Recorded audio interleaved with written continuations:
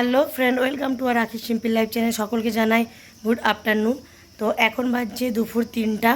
আমি আজকে বাড়িতে বিরিয়ানি বানাবো, মাটন বিরিয়ানি। তো ওই জন্য এখন থেকেই বানানো শুরু করব। তো তোমরা দেখতে থাকো আমি কিভাবে বানাচ্ছি। এর আগেও একবার বিরিয়ানি বানিয়েছিলাম, সেটা হচ্ছে ডিম আর আলু দিয়ে। তো আজকে মাটন বিরিয়ানি বানাবো, কারণ বাড়িতে মাসিমণি ভাই বোন এসছে। তো বোনের আবদার বিরিয়ানি করে খাওয়াতে হবে, সেই কারণে আজকে তো সানডে, আজ সারাদিন বাড়িতেই আছি। তো ঠিক আছে, চলো বিরিয়ানিটা বানাই। আর সকালবেলায় মাটন নিয়ে এসেছিলাম 1.5 কিলো। তো তো প্রথমেই আমি ভালো করে পেঁয়াজগুলোকে কেটে নিয়েছি। এখানে আছে 500 গ্রামের মতো পেঁয়াজ। আর এখানে কড়াইয়ে তেল গরম করতে দিয়ে দিয়েছি। তেলটা গরম হয়ে গেলে পেঁয়াজগুলো ভেজে নেব। নাড়াচাড়া করে ভালো করে পেঁয়াজগুলোকে ভেজে নিতে হবে যতক্ষণ না ব্রাউন একটা কালার আসছে। দেখো আমি ভালোভাবে ভেজে নিচ্ছি। তো দেখো বন্ধুরা, এখানে আমি কিছু গোটা মশলা নিয়ে নিয়েছি। দেখতে পাচ্ছ, গোটা লঙ্কা, গোটা ধনা, গোটা জিরে, কিছু গোলমরিচ, 10-12টা এলাচ, 2টো বড় এলাচ, জয়িত্রী আর দারচিনি নিয়েছি, লং নিয়েছি, সাহা জিরে নিয়েছি। তো এই সমস্ত গুঁড়ো মশলাগুলোকে ভালো করে শুকনো কড়াইয়ে ভেজে নেব, তারপর মিক্সির সাহায্যে গুঁড়ো করে নেব। দেখো সমস্ত গুঁড়ো মশলাগুলো আমি দিয়ে দিচ্ছি। এরপর এগুলো ভালো করে শুকনো কড়াইয়ে ভেজে নেব। আর একটা তেজপাতাও অ্যাড করে দিলাম। পেঁয়াজগুলো আমার ভাজা কমপ্লিট। তো একটা থালাতে কাগজের ওপর পেঁয়াজগুলো মেলে রেখে দিচ্ছি যাতে তেলটা টেনে নেয়। তো দেখো তোমরাও এইভাবে রাখবে, আর পেঁয়াজের পরিমাণটা যেন একটু বেশি থাকে। এরপর এখানে আমি মাটন নিয়ে নিয়েছি, শুধুমাত্র বিরিয়ানির জন্য 1-2 পিস করে নিয়েছি, আর বাকি মাটনটা রান্না করে নিয়েছি মাটন কারি। তো এখানে আদা রসুন আর লঙ্কার পেস্ট দিয়ে দিলাম, আগে থেকে পেস্ট করে রেখেছিলাম। আর পরিমাণ মতো হলুদ গুঁড়ো দিয়ে দিলাম। এরপর কাশ্মীরি লঙ্কার গুঁড়ো দিয়ে দিচ্ছি।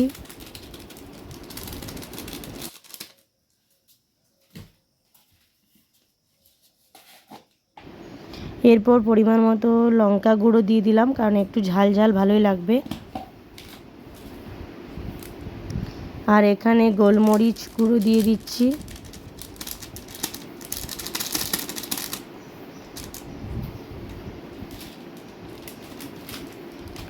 আর দিয়ে দিচ্ছি পরিমাণ মতো ধনে গুঁড়ো। আগে থেকে যে গোটা গরম মশলাগুলো আমি ভেজে রেখেছিলাম, এরপর সেগুলো মিক্সির সাহায্যে আমি গুঁড়ো করে নেব। তো এই সব কিছু দিয়ে গুঁড়ো মশলাটা যদি তৈরি করো তো এর টেস্ট খুব সুন্দর হয়। আর এটা যে কোনো বিরিয়ানিতে তোমরা ইউজ করতে পারো।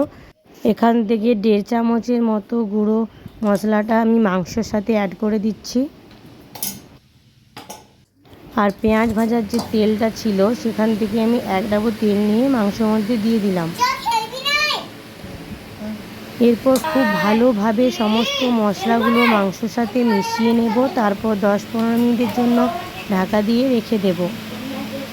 আর সামান্য একটু চর্বি নিয়েছি, কারণ মাটন বিরিয়ানিতে একটু চর্বি দিয়ে করলে টেস্টটা খুব সুন্দর আসে।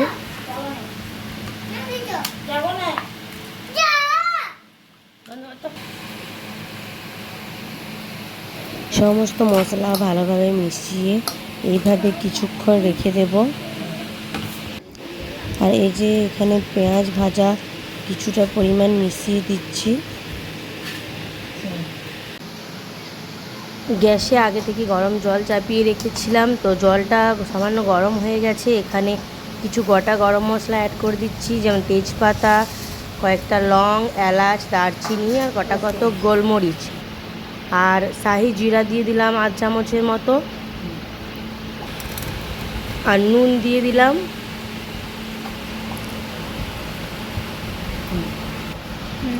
আর সামান্য সাদা তেল দিয়ে দিচ্ছি, ভাতটা যাতে ঝরঝরা হয় সেই কারণে। আর 1 চামচের মতো ভিনিগার দিয়ে দিলাম। ভিনিগার না থাকলে তোমরা লেবুর রসও দিতে পারো। আর দেখো চালগুলোকে দিয়ে দিচ্ছি। চালগুলো আগে থেকে ভালো করে ধুয়ে 10 মিনিটের মতো ভিজিয়ে রেখেছিলাম। আমি এখানে ইন্ডিয়া গেটের বাসমতি রাইস ব্যবহার করছি।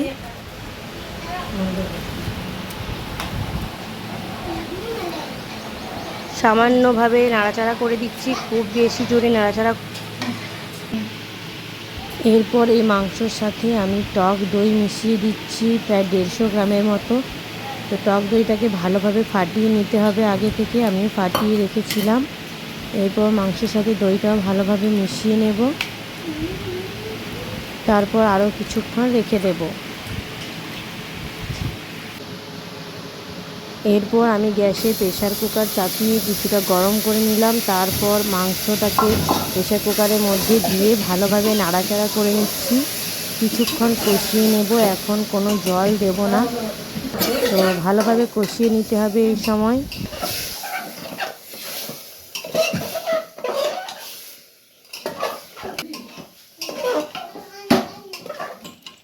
এরপর এই মাংসের সাথে আমি আলু দিয়ে দিচ্ছি, আলুগুলোকে ভালোভাবে কষিয়ে নেব মাংসের সাথে।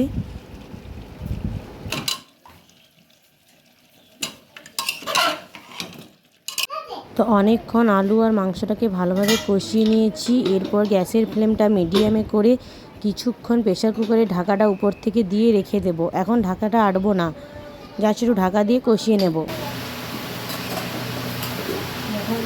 ভালো করে কষানো হয়ে গেছে, দেখতে পাচ্ছ মাংস থেকে তেল ছাড়তে শুরু করেছে। এরপর আমি প্রয়োজন মতো হালকা গরম জল অ্যাড করে দিচ্ছি। খুব বেশি জল অ্যাড করব না, যতটা মাংসের লেয়ার থাকবে ঠিক সেই লেয়ার অনুযায়ী জলটা অ্যাড করতে হবে, তাহলে জলের পরিমাণটা ঠিকঠাক হবে। তো দেখতে পাচ্ছ আমি জল দিয়ে দিয়েছি।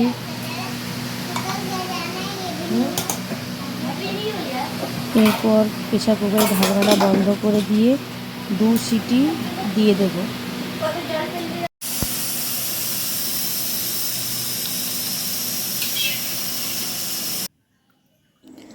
এখানে আমি দুধ নিয়ে নিয়েছি। এরপর কেওড়া জল আর গোলাপ জল পরিমাণ মতো দিয়ে দেব। তারপর ভালো করে দুধের সাথে মিশিয়ে নেব।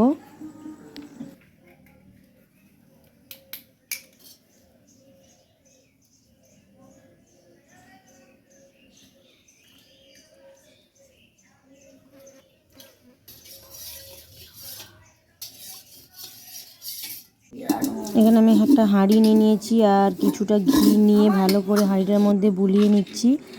আর এরপর এক এক করে আমি সমস্ত কিছু জিনিস হাঁড়ির মধ্যে দিয়ে দেব। তো প্রথমেই আমি ভাতগুলোকে দিয়ে দিচ্ছি, তারপর কিছুটা মাংস, আলু আর গ্রেভিটা দিয়ে দেব। এইভাবে আমি 1-2 লেয়ার বানিয়ে নেব।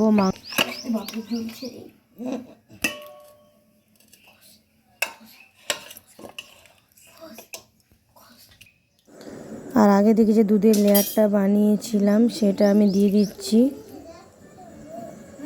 সাথে যে একটু তেল তুলে রেখেছিলাম সেটা দিয়ে দিলাম, আর পেঁয়াজ ভেজে রেখেছিলাম সেই পেঁয়াজটা সামান্য পরিমাণ ছড়িয়ে দিলাম, আর একটু ঘি দিয়ে দিলাম।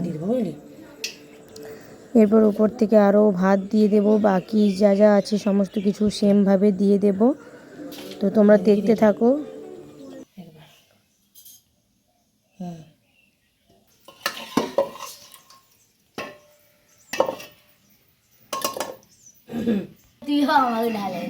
দেখি দে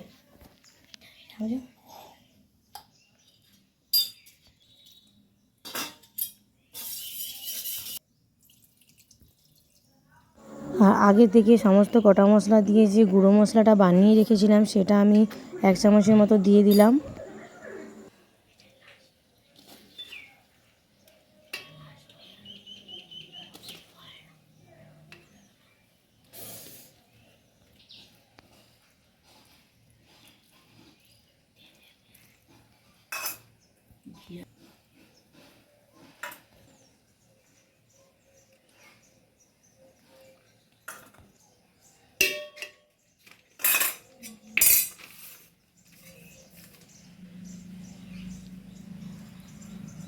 সমস্ত উপকরণ দেওয়া আমার কমপ্লিট। এরপর এর মুখের ঢাকনাটা বন্ধ করে আমি দমে বসাবো।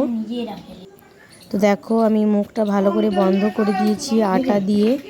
এরপর আমি দমে বসিয়ে দিলাম। তো টাইমিংটা মনে রাখবে, প্রথমে গ্যাসের ফ্লেমটা হাই করে 10 মিনিট আর গ্যাসের ফ্লেমটা লো করে আরও 10-15 মিনিট, তারপর বিরিয়ানি সম্পূর্ণ রেডি। তো দেখো আমারও বিরিয়ানিটা সম্পূর্ণ রেডি হয়ে গেছে। এরপর আমি একটা বাটিতে ঢেলে নিলাম পুরোটা। তো খুব সুন্দর কালারটা এসছে আর গন্ধও বেরিয়েছে খুব সুন্দর।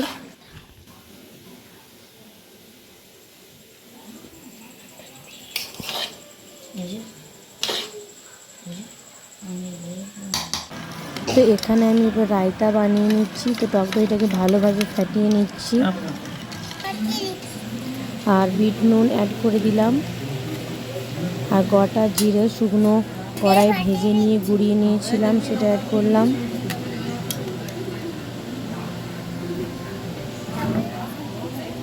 আর পরিমাণ মতো চিলি ফ্লেক্স মিশিয়ে নিলাম। এরপর ভালোভাবে সমস্ত উপকরণগুলোকে মিশিয়ে নেব। আর এখানে বৌদি শসা আর পেঁয়াজ কেটে দিচ্ছে, রায়তার সাথে অ্যাড করব। দেখো আমি বিরিয়ানি সার্ভ করছি সকলের জন্য। তো মাসিমণি, ভাই, বোন ওদের আবদারেই বানিয়েছি মাটন বিরিয়ানি। তোমরা পুরো ভিডিওটা দেখলে তোমাদের কেমন লাগলো অবশ্যই কমেন্টে জানিও। চ্যানেলটাকে সাবস্ক্রাইব করে দিও। আর এইভাবে তোমরাও বাড়িতে ট্রাই করো। Bye bye.